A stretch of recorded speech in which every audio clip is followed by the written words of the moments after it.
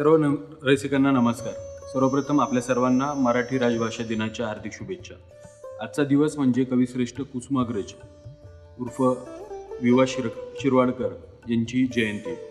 आजचा दिवस 27 फेब्रुवारी हा संपूर्ण भारतभरामध्ये, महाराष्ट्रामध्ये मराठी भाषा दिवस म्हणून साजरा केला जातो. आज खरं तर आम्ही या दिवसाच्या निमित्ताने एक खूप चांगला नवीन उपक्रम घेऊन आपल्या भेटीस येणार होतो.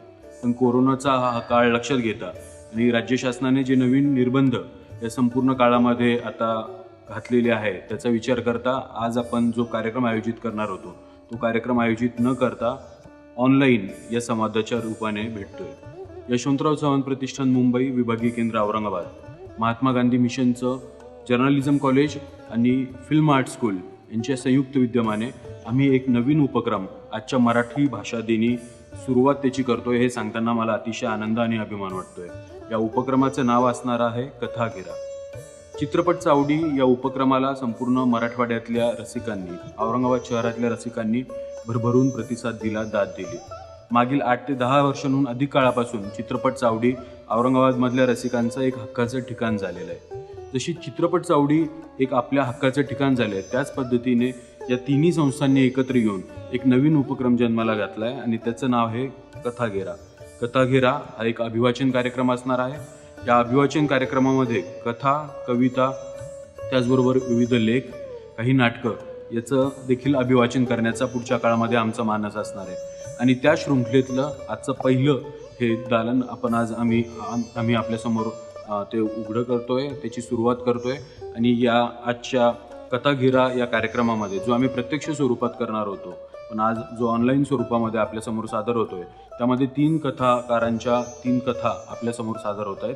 हे तीनही कथाकार पहिल्या टप्प्यातले आम्ही मराठवाड्यातलेच निवडलेले आहेत आणि त्यात प्रामुख्याने आजच्या आघाडीचे कथाकार आणि साहित्यिक बालाजी सुतार, मराठवाड्यातल्या अतिशय ज्येष्ठ कथाकार रेखा बैजल मॅडम आणि त्याचबरोबर बब्रुवान रुद्रकंठावार या तीनही कथाकारांच्या 3 कथा आज माझे सहकारी आणि उत्तम वाचक असलेले, त्याचबरोबर उत्तम ज्यांचं अभिवाचन आहे असे 3 माझे सहकारी नीना निकाळजे, त्याचबरोबर प्राध्यापक ज्योती स्वामी आणि योगी शिरतकर आपल्यासमोर सादर करणार आहेत. या कथागिरा कार्यक्रमामध्ये दर महिन्याला वेगवेगळे कथेचे स्वरूप किंवा वेगवेगळ्या पद्धतीच्या कविता, लेख हे आपल्या भेटीला येणार आहेत.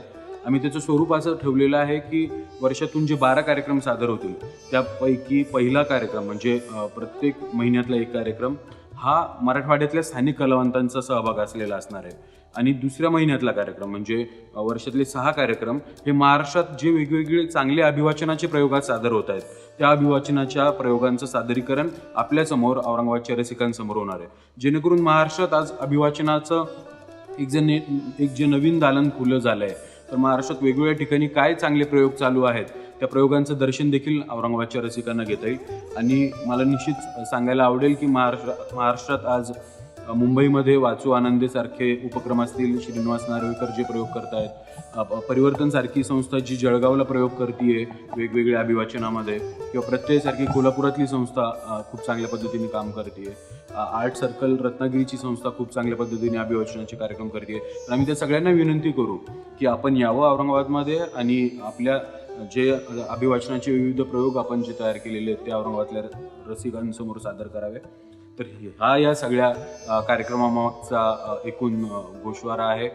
मी आपल्या सर्वांना आवाहन आजच्या या कार्यक्रमाच्या निमित्ताने करतो, जे सगळे हा कार्यक्रम ऑनलाईन स्वरूपात बघत असतील, की आपल्यासोबत आपल्याकडे काही चांगल्या अभिवाचनाच्या कन्सेप्ट्स असतील किंवा या कथागिरा या संपूर्ण प्रक्रियेत पुढे होऊ घातलेला एक जो अभिवाचनाचा परिवार आहे यामध्ये जर आपल्याला सामील व्हायचं असेल तर आम्हाला इनबॉक्समध्ये कळवा. हा कार्यक्रम आज यशवंतराव चव्हाण प्रतिष्ठानच्या फेसबुक पेजवरून लाईव्ह होतोय. त्याचबरोबर हा आपल्याला पुढील 2 ते 3 दिवसांमध्ये MGM स्कूल ऑफ फिल्म आर्ट्सच्या यूट्यूब चॅनलवरती आणि प्रतिष्ठानच्या यूट्यूब चॅनलवरती देखील बघायला मिळेल. तर आपण प्रतिष्ठानच्या मेसेज बॉक्सद्वारे आम्हाला संपर्क साधू शकता आणि औरंगाबादमधल्या रसिकांनी फार तर फार 1-2 महिन्यांपुरतं कदाचित हे आपलं लाईव्ह सेगमेंट असेल, पण यानंतरच्या काळामध्ये आपण प्रत्यक्ष MGMच्या कॅम्पसमध्येच या अभिवाचनाच्या कार्यक्रमासाठी भेटू. तेव्हापर्यंतची ही तात्पुरती तजवीज आहे असं समजा. फक्त आजचा हा जो दिवस होता 27 फेब्रुवारी या दिवसाचं महत्त्व लक्षात घेऊन आमच्या सगळ्या सहकाऱ्यांनी, माझे सहकारी महेश देशमुख, प्राध्यापक Mahesh Achin Talwar, MGM school of film आर्ट्सचे Shiv Kadam sir, MGM journalism कॉलेजचे डॉक्टर प्राचार्य रेखा शेळके मॅडम या सगळ्यांच्या पुढाकारातून हा जो कार्यक्रम संपन्न होतो आहे. तर आमच्या सगळ्यांचीच इच्छा होती आणि आमच्या विभागीय केंद्राचे अध्यक्ष मान्य अंकुशराव कदम सर यांची देखील इच्छा होती की मराठी भाषा दिनाच्या निमित्ताने हा कार्यक्रम आपण औरंगाबादच्या जनतेला अर्पण करावा आणि त्याची सुरुवात आज आम्ही इथं करतोय. हे सांगताना मला निश्चितच आनंद होतोय. धन्यवाद. कथेचे नाव आहे दोन जगातला कवी. कथाकार बालाजी सुतार. साहित्य परिषदेच्या तालुका शाखेची बैठक संपल्यावर शेवटच्या गाडीनं परत गावाकडे यायला राजाला रात्रीचे 9 वाजले. नेहमीसारखं लोडशेडिंग चालू होतच. आठवड्यातले 3 दिवस पहाटे 4 ते दुपारी 12 असं आणि 4 दिवस दुपारी 2 ते रात्री 10 असं रोजचं 8 तासांचं लोडशेडिंग. अधूनमधून या वेळेशिवायही लाईट जातेच. बारक्या 33 केव्ही सबस्टेशनला असणारा ऑपरेटर आणि 2 लाईनमन लोकांच्या शिव्या खाऊन खाऊन हैराण झालेले आहेत. लोडशेडिंगच्या दुखण्यावर त्यांचा काही इलाज नाही हे माहीत असून सुद्धा नेमक्या कोणाला शिव्या घालायच्या हे माहीत नसलेली माणसं त्यांना शिव्या घालतात. सवयीनं आता MSEBचे हे कर्मचारी सरळहून गेलेले आहेत. मनाला काही लावून घेत नाहीत. आता एवढा त्रास होतोय तर लोक कोणाला तरी शिव्या घालणारच हे त्यांनी मनोमन ओळखलेलं असल्यामुळं ते मनातल्या मनात ह्या शिव्या वरच्या साहेबांकडे पास करत पगाराशी गाठ घालत दिवस रेटत जातात. कधी सवयीच्या नालीवरून सफाईनं उडी मारत, कधी मध्येच रस्त्यावर कुणी टाकलेल्या दगडाला ठेचाळत राजा घराशी आला. दारातच ओट्यावर अण्णा आणि शेजारचा रामभाऊ गप्पा छाटत बसलेले. आसपास तंबाखूच्या पिचकाऱ्यांचा सडा. दोघांनी राजाकडे पाहिलं न पाहिल्यासारखं करून चकाट्या पुढं चालू ठेवल्या. काही न बोलता नुसतं ढकललेलं दार उघडून राजा आत गेला. आईनं स्वयंपाक पाणी मगाशीच दिवसा उजेडे उरकलेलं आणि आता चिमणी लावून अंधारात काहीतरी हुडकत असलेली. सदरा पायजमा काढून त्यानं टॉवेल कमरेला गुंडाळला आणि बाहेर न्हाणीत जाऊन तवलीनं रांजणातलं पाणी घेऊन त्यानं हातपाय धुतले. घरात येऊन हातपाय पुसून पुन्हा पायजमा चढवून मोठ्या आवाजात तो म्हणाला, वाढ जेवायला. आईनं भाकरीचं टोपलं जवळ ओढून भिंतीला टेकून उभ्या केलेल्या 2 ताटातलं एक जवळ घेऊन त्यात भाकरीच्या कोरा टाकल्या. वाटीत आमटी, ठेसा आणि एक भाताचं बारकं ढेकूळ असं वाढून त्याच्या पुढं ताट सरकवलं. काही न बोलता राजानं भाकरीचे तुकडे मोडायला सुरुवात केली. पहिला दुसराच घास घेतला असेल नसेल तर आईनं विचारलं, कुठं होता तू सकाळ धरून? तालुक्याला गेलो होतो. का? आता मलाच विचार का म्हणून. कशाला गेलता? काम होतं. अरे सांगून जायला काय होतंय तुला? तुझा बाप दुपारपासून खडे खातोय तुझ्या नावानं. का पण? अरे नानाचं काढून ठेवलेलं सोयाबीन जाळून टाकलं कोणी दुश्मनानं. आपल्या सोयाबीनावर नजर ठेवायला नको. तू फिर बोंबलत, वावर जाऊ दे जळून. कुणी जाळलं म्हणतात? देवाला ठाव. आपण कशाला कुणाचं नाव घ्या. आपण आपल्या रानावर नजर ठेवावी. बघ आता बाप काय म्हणतोय ते. हा. हात धुवून तो बाहेर आला. अण्णांनी त्याच्याकडे पाहून रागारागानं नजर फिरवली. अण्णा आता लगेचच काही बोलणार नाहीत हे त्याला माहीत होतं. कधीतरी वेळ साधून एकदा 4 गोष्टींचा कडता काढून घ्यायची त्यांना सवय होती. 2-5 मिनिटं ओट्यावर रेंगाळल्यासारखं करून राजानं चपला पायात सरकवल्या आणि तो बाहेर पडला. गल्लीत येऊन त्यानं मोबाईलवरून नारायणला फोन केला आणि शाळेत यायला सांगितलं. मग इकडं तिकडं न बघता वेशीशी येऊन तिथल्या टपरीवरून जास्त अंधाराच्या बाजूला उभं राहून त्यानं एक ब्रिस्टल, काड्याच्या डबीतल्या 2 काड्या आणि डबीच्या बाजूचं फुरकं फाडून खिशात घातलं. एक गुटक्याची पुडीही घेतली. मग वेस ओलांडून तो झपाझप शाळेकडे आला. बारकी शाळा, तिच्या भोवती तारेचं कंपाऊंड. शाळेला फाटक बिटक काही नव्हतंच. शाळेच्या 5 खोल्यांच्या इमारतीसमोर मधोमध एक बारकसं स्टेज. अंधाऱ्या रात्री चुकार सिगरेटी ओढणारी किंवा त्याहून उशिरा चोरून पत्ते खेळणारी पोरं तिथे येऊन बसायची. नारायण आधीपासूनच तिथे येऊन बसलेला होता. गुटक्याची पुडी त्याला देऊन स्वतः सिगारेट पेटवून राजा जरा निवांत बसला. मग काय राजा, कशी झाली आजची मैफल? नेहमीसारखेच 15-20 जण होते फक्त. काय काय झालं? काय नाही रे, पाटील साहेब अध्यक्ष, ग्रामीण कवींची मैफल बोलवली होती. ते 7-8 बाहेरगावचे कवी आणि मी एक. बर, मग कोणती कविता वाचलीस तू? तीच ती परवाची भोवरे, तुला ऐकवली होती बघ. वा, मग प्रतिसाद कसा होता? प्रतिसाद काय वेगळा असणार आहे. तिथं सगळे सगळ्यांच्याच कवितेला वाह क्या बात है हे अशीच दाद देतात, हे माहिती आहे ना तुला. ते सोड, परवा रविवारी एका कवी संमेलनासाठी पुण्यातून बोलावणं आलंय. आजच्या मैफलीत पुण्याचे सावंत होते. त्यांच्या साहित्य सभा या संस्थेच्या साह्यानं कोणी पुढारी साहित्य संमेलन भरवतोय. त्यातल्या कवी संमेलनासाठी निमंत्रण दिलंय त्यांनी. वा, मानधनी देतील म्हणे. किती?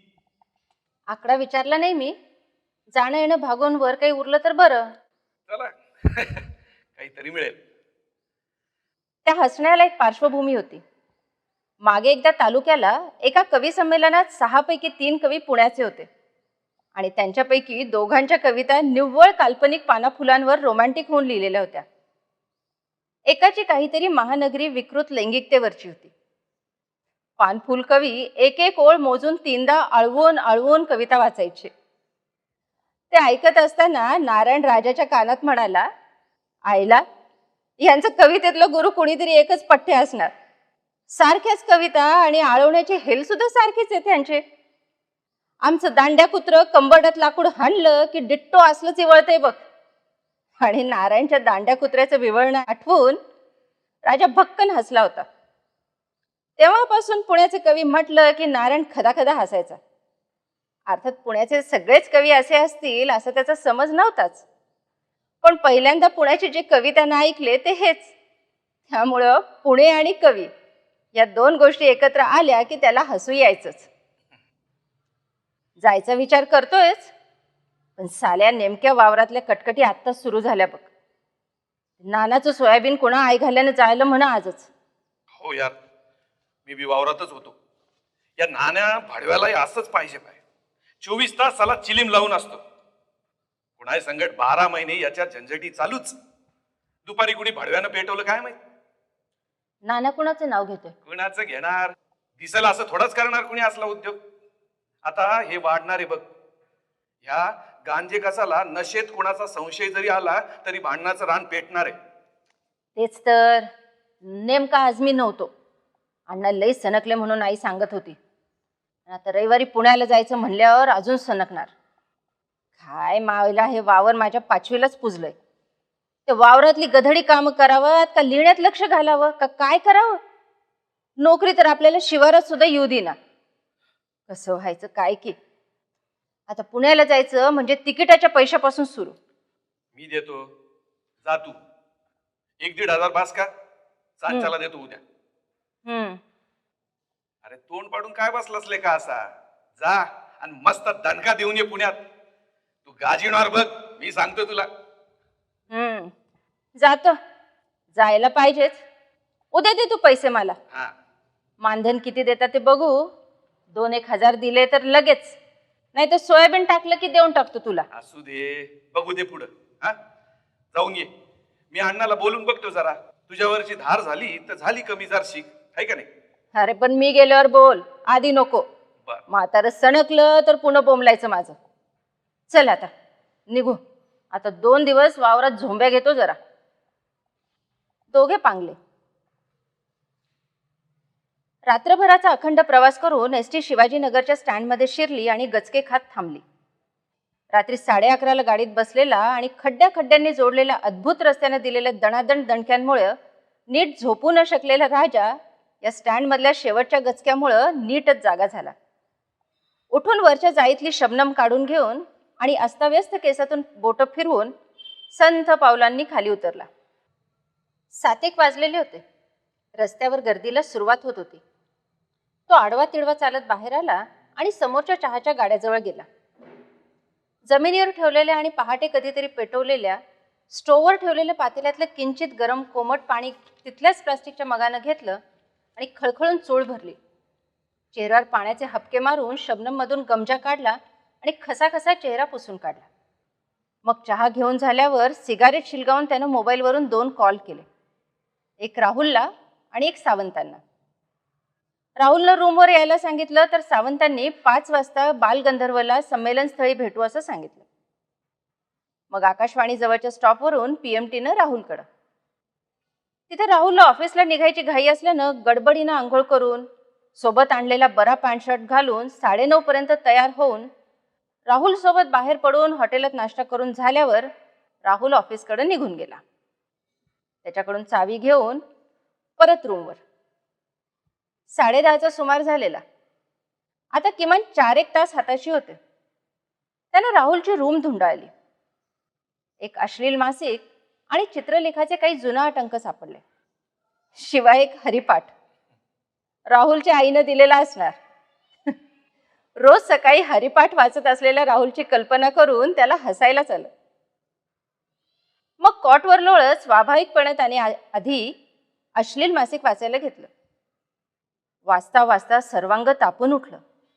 सगळ्या कथा सारख्याच. सगळीकडं अश्लील भाषेतला थोडासा अनुनय आणि लगेचच थेट पलंगावर धिंगाणा. अत्यंत थेट आणि चाळवणारी वर्णनं. वाचता वाचता इतका अनावर झालं की त्याला वाटलं आता बाथरूममध्ये जाऊन यावंच लागणार. मग तो गेलाच. मोकळं होऊन बाहेर आला. आता अशा वेळी नेहमीच यायचे ते उपरती सदृश भाव आताही त्याच्या मनात भरभरून आले. त्यावर उतारा म्हणून मग त्यानं चित्रलेखाचे अंक चाळायला सुरुवात केली. एक बरा वाटलेला अंक वाचता वाचता झोप कधी लागली ते त्याला कळलंच नाही. उठला तेव्हा 3 वाजलेले होते आणि भूकही लागली होती. आता उरकावच म्हणून आळस झटकून राजा उठला. तोंड धुवून त्यानं मगाशी काढून ठेवलेला पॅन्ट शर्ट चढवला आणि शबनम गळ्यात अडकवून रूमला कुलूप लावून चावी शेजारच्या काकूंकडे ठेवून तो बाहेर पडला. रस्त्यावर येऊन मगाच्या हॉटेलात राईस प्लेट, वर एक कडकडीत चहा, मग बाहेर येऊन सिगरेट. मग तिथंच जरा वेळ रस्त्यावरच्या बायापोरी बघत बघत 4 वाजले तसा तो हल्ला. बालगंधर्वला यायला 4:30-4:45 झाले होते. उद्घाटनाचे सत्र शेवटच्या टप्प्यात आलेलं. 10-1 मिनिटात संमेलनाध्यक्षांचं भाषण संपलंच आणि मग सत्रही संपलं. 5:30चा सुमार होता. आणखी बरोबर अर्ध्या तासात 6 वाजता कवी संमेलनाला सुरुवात होईल अशी उद्घोषणा झाली. राजा हॉलमधून बाहेर आला आणि मागच्या कॅन्टीनकडे आला. समोरच्याच टेबलावर त्याला तालुक्याचाच गावचा कवी मुकुंद बराडे दिसला. आपल्या ओळखीचं कुणी आहे हे पाहून त्याला जरा आनंद झाला. तेवढ्यात मुकुंदनेही त्याला पाहिलंच. अरे काय राजा भाऊ, वा वा, तुम्ही आहेत का इकडं? ह्या या, इकडे या. अशी दणदणीत हाक मारून त्यानं राजाला जवळच्या खुर्चीवर बसवलं. चहा पाणी झालं, पुन्हा सिगरेटी झाल्या आणि 2 जण हॉलमध्ये आले. 100-150 लोक खुर्च्यांवर बसलेले. त्यात 50-1 मुली, बायका, काही तरुण, स्वयंसेवक दिसणारे काही जण उगीचच इकडं तिकडं फिरत असलेले. हळूहळू आणखी 5-25 लोक आले. मग एकानं माईकचा ताबा घेऊन आता कवी संमेलनाला सुरुवात होत असून समस्त कवींनी हॉलमध्ये पुढच्या रांगांमध्ये बसून घ्यावे अशी सूचना केली. मग विंगेतून खादीधारी आमदार साहेब, संमेलनाचे अध्यक्ष आणि आणखी काही फुटकळ मंडळी आली आणि स्टेजवर थेट खुर्च्यांवर बसली. स्टेजवरच्या सगळ्या खुर्च्या त्यांनी व्यापून टाकल्या. आता कवी लोकांनी स्टेजवर कुठं बसायचं असा प्रश्न राजाच्या मनात आला. मग माईकवरच्या कार्यकर्त्यानं एकूण 28 कवी या संमेलनासाठी आलेले असून ज्यांचे ज्यांचे नाव पुकारले जाईल त्या कवींनी स्टेजवर येऊन आपली कविता सादर करावी असे सांगून कवी संमेलनाचे अध्यक्ष माननीय कविवर्य अमुक अमुक यांनी कवी संमेलनाला सुरुवात करावी असे सांगितले. त्यावर आमदार साहेबांनी रागारागानं सदर उद्घोषकाकडे कटाक्ष टाकून स्वागताचं राहिलंय असं सुचवलं. तेव्हा घाईघाईत आमदार साहेबांच्या हातून अध्यक्षांच्या स्वागताचा कार्यक्रम झाला आणि कवी संमेलनाच्या अध्यक्षांनी थोडेसे प्रस्तावनापर बोलून एकेका कवीचे नाव पुकारायला सुरुवात केली. पहिला कवी हा अगदीच कॉलेजातला पोरगा होता. सबब त्याने प्रेम कविता नाही सादर केली तरच नवल. आपल्या काल्पनिक प्रेयसीचे अत्यंत सुबक वर्णन करणारी आणि तिच्या विरहात आपण कसे रात्रंदिवस पळून निघत आहोत आणि तिला दुष्टेला याचे काहीच कसे वाटत नाही याचे त्याच्या स्वतःच्या दृष्टीने अत्यंत हृदयंगम वर्णन करणारी कविता सादर करून दमछाक झाल्यावर मग तो खाली आला. मग एक 60च्या आसपासचे कवी गृहस्थ त्यांचे नाव पुकारल्यावर स्टेजवर गेले आणि त्यांनी जग किती वाईट आहे पण त्यातही काही आशेची किरणं आहेत, आपण चांगुलपणावर विश्वास ठेवून राहावं, देवाला सगळ्यांची काळजी असते, असली काहीतरी कविता अत्यंत कंटाळवाण्या शैलीत सादर केली. मग एक बाई आल्या. त्यांनी लग्न लागल्यावर मुलगी पाठवण्याच्या वेळी बायका बायका मिळून विहिणी गातात ना, तसली काहीतरी रचना त्याच चालीवर गाऊन दाखवली. त्याला फमू शिंदे गावोगावी रात्रीच्या कवी संमेलनात सांगतात ती रात्र ही गाऊन काढण्यासाठीच असते. ही कोटी आठवली. एकूण चाललेल्या प्रकारानं राजाला मनातल्या मनात भयानक संताप येत होता. हे कवी संमेलन आहे की चेष्टा असा उद्वेग त्यानं मुकुंदला बोलूनही दाखवला. तेव्हा असल्या अनेक प्रसंगातून गेलेला मुकुंद म्हणाला, अरे ही असली पुढाऱ्यांनी आयोजित केलेली संमेलनं असलीच असतात बघ. आपण आपली कविता वाचून मानधनाच्या पाकिटाकडे लक्ष असू द्यावं. ही काही साहित्य सेवा नसते. पुढारी लोकांना आपल्या मतदारसंघातल्या लोकांमधले स्वतःला रसिक, साहित्यप्रेमी वगैरे समजणारे जे मतदार असतात त्यांना खुश करण्यासाठी आणि स्वतःवरही रसिकतेचा आरोप करवून घेण्यासाठी अशा संमेलनांची अधूनमधून गरज भासत असते. त्यांची ती खाज आणि आपली ही खाज जिरवून घेण्यासाठी ते आयोजन करतात आणि आपल्यासारख्यांनी त्यात सामील व्हायचं असतं. एखाद दुसरा नामवंत कवी घ्यायचा आणि बाकी मग असली भरताडे गोळा करावी.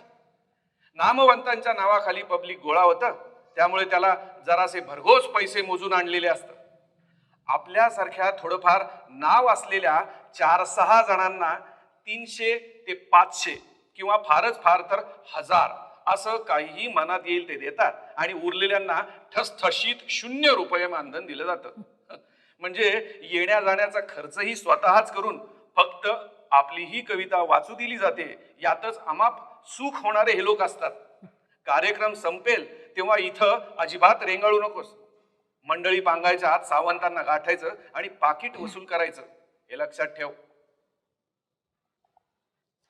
मुकुंदच्या इतक्या सविस्तर विवेचनानंतर त्याचा कविता वाचनातला रसच संपून गेला असता. पण त्यानंतर एका कवीनं अत्यंत खोल उतरणारी कविता जास्तीत जास्त खोल उतरेल अशा शैलीत वाचून दाखवली आणि राजा एकदम सावरून बसला. लक्षपूर्वक ऐकू लागला. अस्तित्वाचा अर्थ शोधू पाहणारी ही कविता त्याला आवडली. आणखी 2-3 कवी दमदार होते. स्वतः राजाची आणि मुकुंदची ही कविता चांगलीच झाली. आणखी 4-6 जण झाल्यावर मग 8:45-9च्या सुमारास कवी संमेलन संपलं. मुकुंदनं घाई करून राजाला उठवलं आणि तो घाईघाईनं सावंतांकडे गेला. नाईलाज झाल्यासारखा राजा त्याच्या मागून गेला. हे असं सावकाराच्या वसुलीसारखं मानधन वसूल करणं त्याला जरासं ओशाळवाणं वाटत होतं. तो गेला तोपर्यंत मुकुंदनं सावंतांना गाठलं होतं. सावंतांनी, छान झाल्या तुमच्या दोघांच्याही कविता, अभिनंदन, असं म्हणून दोघांशी हात मिळवले. आता ते पुढं सरकणार तेवढ्यात मुकुंद म्हणाला, आम्ही निघावं म्हणत होतो, ते तेवढं जरा आमचं. सावंतांच्या काय ते लक्षात आलं. त्यांनी लगेच आमदार साहेबांच्या एका उजव्या हाताला खुणावलं आणि साहेबांच्या सह्या घेऊन त्यांना पाकिटं द्या, वाउचरं तयार आहेत त्यांची, असं सांगितलं. मुकुंद लगेच साहेबांच्या उजव्या हाताच्या मागे गेला. मागोमाग राजाही. जाण्यापूर्वी त्यानं सावंतांचे आभार मानले. त्यांनी पाठीवर थाप टाकली आणि भेटूयात असं म्हणून ते घाईघाईनं निघून गेले. पुढच्या 10 मिनिटात पाकिटं हातात पडली आणि राजा आणि मुकुंद परत कॅन्टीनकडे गेले. तिथे 2-3 टेबलांवर आता मघाचे 6-7 कवी बसलेले होते. त्यातल्या 2 स्त्रिया होत्या. म्हणजे मघाशी विहिडी सदृश कविता म्हणणाऱ्या प्रौढ कवयित्री आणि स्त्रियांच्या चिरंतन दुःखांबद्दल बराचसा टिपिकल आक्रोश आणि थोडासा साचेबद्ध विद्रोह अशी कविता वाचलेली एक तरुणी. त्यांच्या समोरच्या बाजूला बसून 2 कवी त्यांच्याशी गप्पा मारत होते. दोघांचेही लक्ष अर्थातच तरुण कवयित्रीकडे अधिक होते. तीही माना वेळावून त्यांच्याशी बोलत असल्यामुळे समोरच्या दोन्ही कवींच्या आतला पारंपरिक नर जागा होऊन तिला जास्तीत जास्त आकृष्ट करता येईल अशा पद्धतीनं ते दोघं संवाद चालू ठेवत होते. प्रौढा स्वतःही बोलत होतीच, पण तिच्याकडे कोणी फारसे गंभीरपणे पाहतच नव्हते. कुणाकडे लक्ष न देता बाजूच्या रिकाम्या टेबलावर राजा आणि मुकुंद बसले. तर झालं काय की मानावेळावत बोलणाऱ्या तरुण कवयित्रीचं लक्ष अचानक यांच्याकडे गेलं आणि ती समोरच्या कवींना एक्सक्यूज मी असं लाडिकपणे म्हणून एकदम यांच्या टेबलावर आली आणि नमस्कार करत समोरच्या खुर्चीवर बसली. मी देवयानी, मघाशी तुमची कविता मला फार आवडली असं राजाला म्हणत मुकुंदकडे वळून ती म्हणाली, आणि तुमचीही छानच. एकतर ती बरीच सुंदर होती आणि त्यात तिनं तारीफ केली, त्यामुळे दोघंही आनंदून गेले. राजानं तुमची ही कविता छान होती, मला आवडली असं सांगितलं तेव्हा तीही आनंदून गेली आणि तिने पुन्हा माना वेळावायला सुरुवात केली. तेव्हा मुकुंद एकदमच उत्साहात आला. त्याने तिच्या कवितेची अतोनात तारीफ करायला सुरुवात केली. राजाला खरं म्हणजे मुदलातली तिची कविताच आता आठवत नव्हती, पण ती मुलगी प्रेक्षणीय असल्यामुळे तिच्या चेहऱ्याकडं आणि त्यावरच्या विभ्रमांकडे तो पाहत बसला. मग यांची ही चर्चा चालू असताना बाजूच्या टेबलावर बसलेले मूळ कवी आणि ती प्रौढ कवयित्री आपल्या खुर्च्या उचलून यांच्याजवळ आले. मग आणखी एका टेबलावरचे एक प्रौढ कवीही आले. त्यात मगाशी दमदार कविता वाचलेलाही एक होता. 5-15 मिनिटं एकमेकांच्या कवितांची तारीफ करण्यात गेली. मग दमदार कवी अचानक राजाकडे वळला. तुम्ही बोलत का नाही फारसं? मी ऐकतोय, तुम्ही बोला. आम्हाला ऐकण्याची संधी फारशी मिळत नाही ना. म्हणजे काय? म्हणजे असं की कवितांवर वगैरे कोणी बोलत असताना ऐकण्याची संधी. आमच्याकडे असं काही वातावरणच नाही. हे म्हणजे काहीतरीच. मी इकडे या टेबलवर का आलो माहितीये? अहो, तुमच्या कविता मला आवडतात.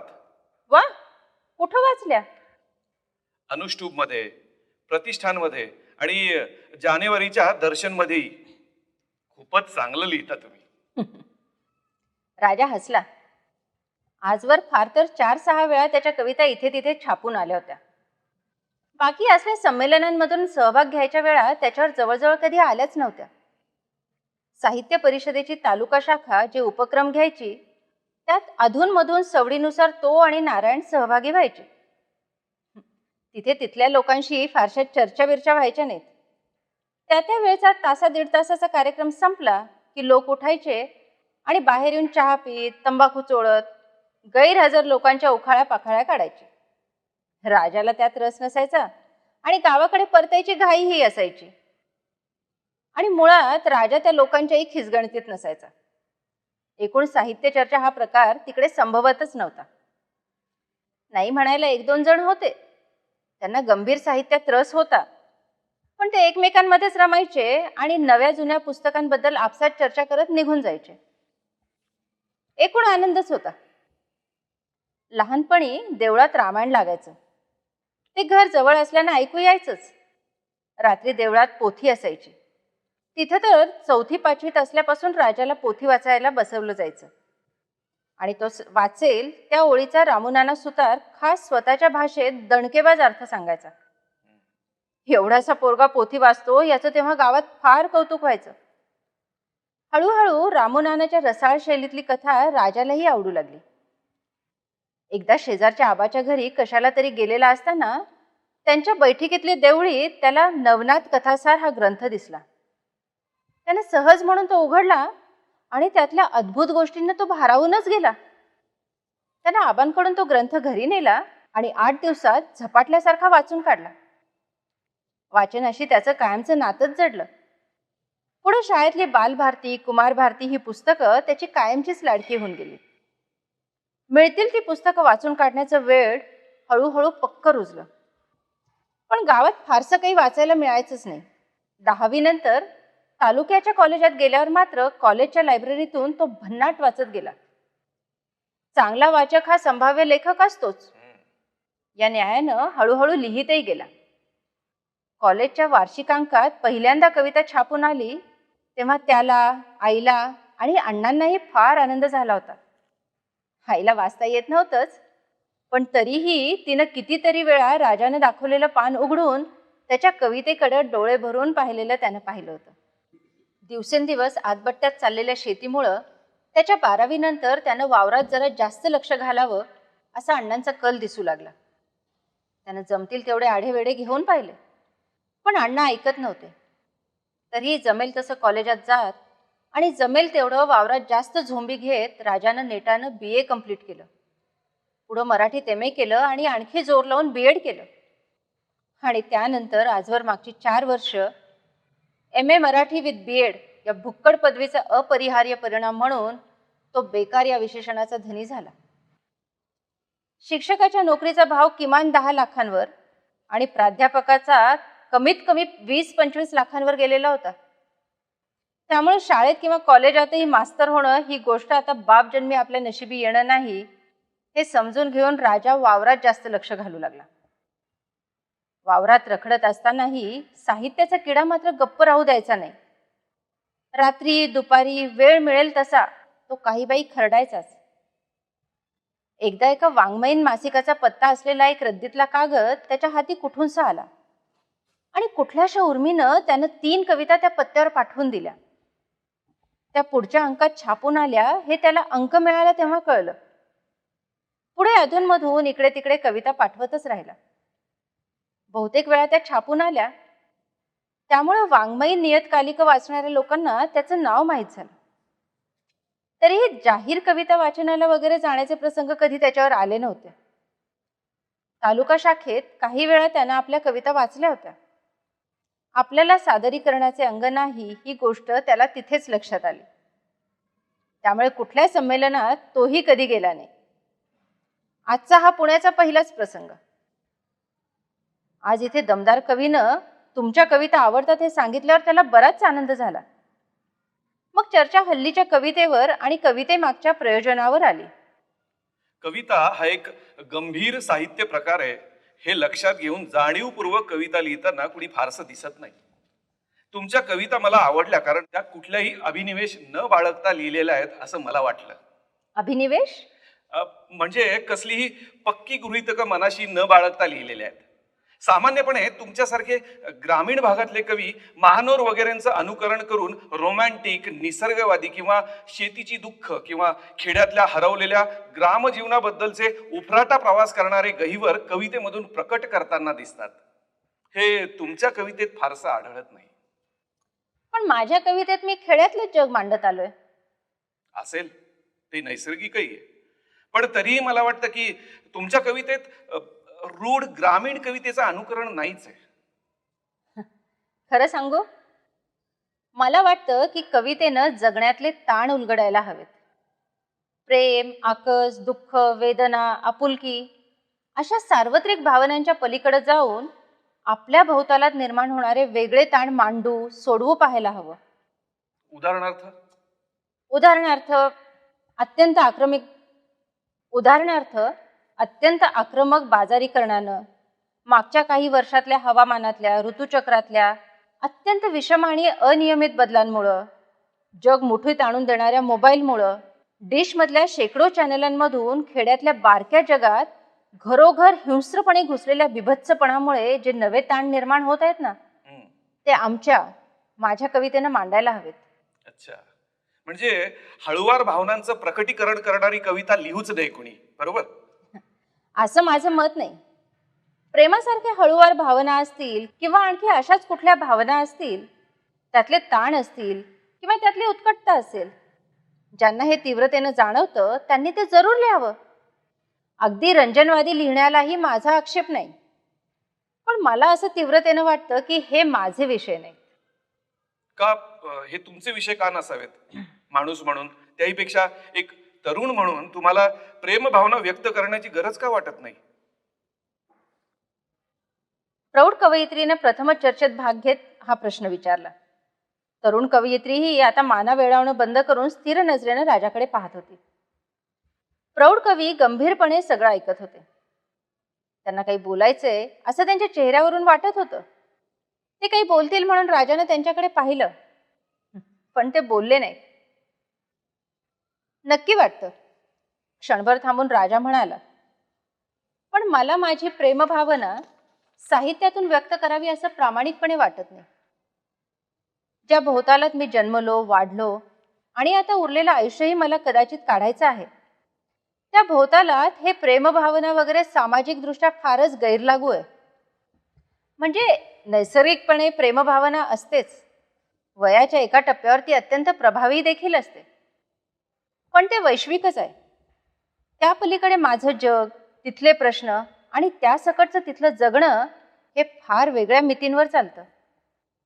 प्रेमापेक्षा भाकरीच्या प्रश्नांची काही सोडवणूक होऊ शकेल, किमान त्या मूलभूत प्रश्नांकडे कुणाचं लक्ष वेधलं जाईल असं काही करणं, लिहिणं मला अधिक महत्त्वाचं वाटतं.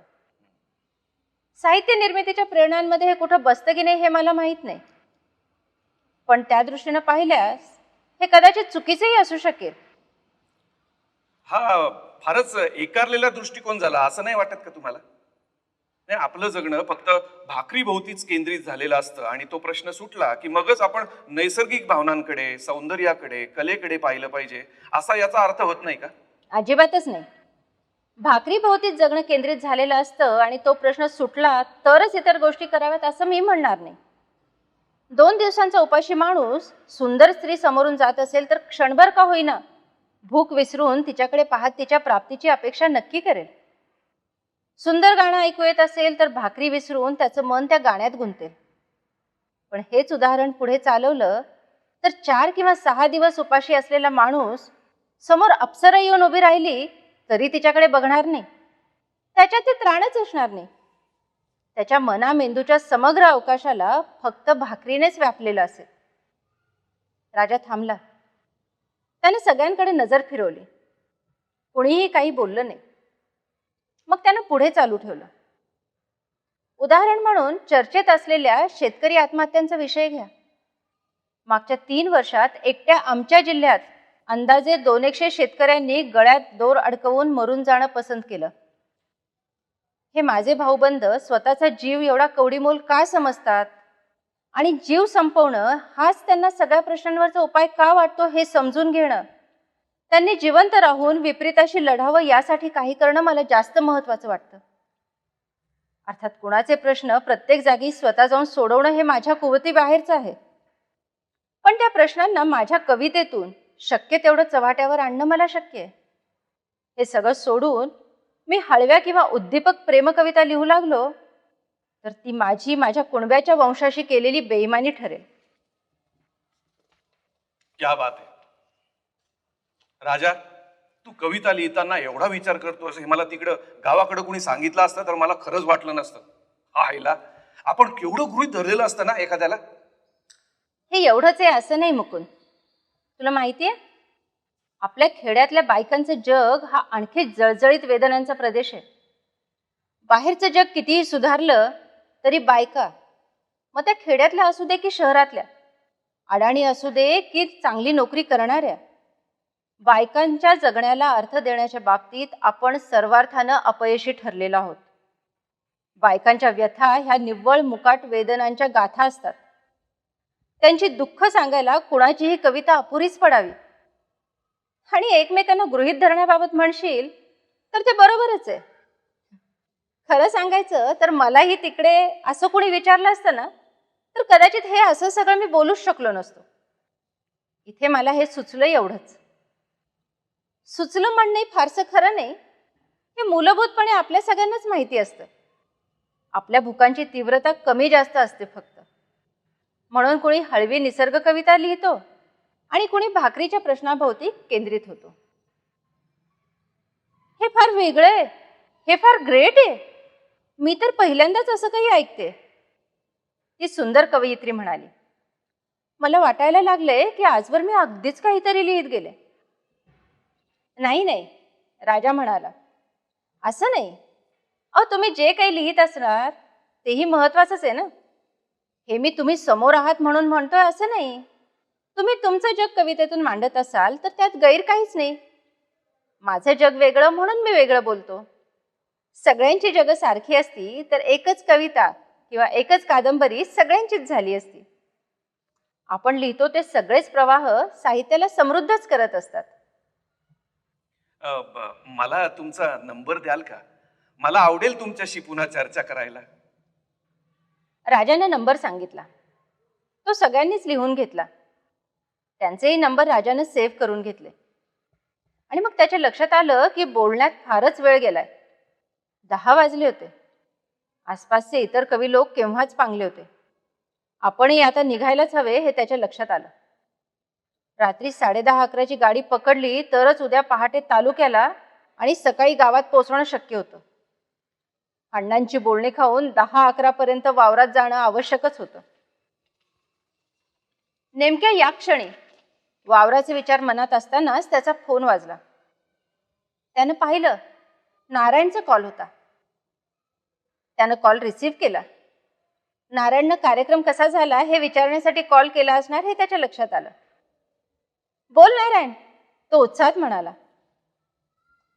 पलीकडून नारायण बोलला आणि राजाच्या काळजात सणकन कळ आली. चेहरा दगडी झाला. श्वास एकाएकी फुलला.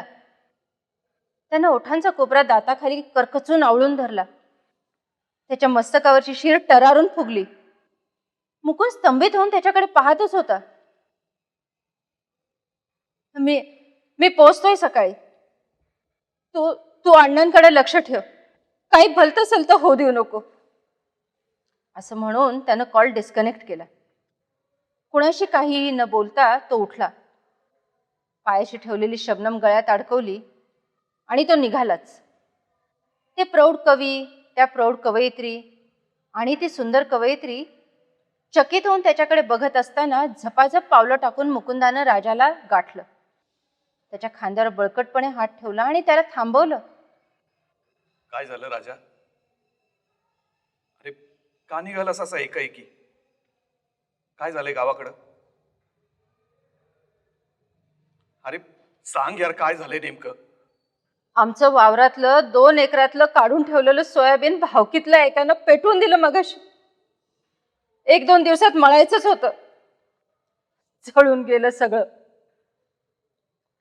प्रयत्नपूर्वक आवाज स्थिर राखत राजा म्हणाला आणि सावकाश वळून थकली पावलं टाकत चालत राहिला.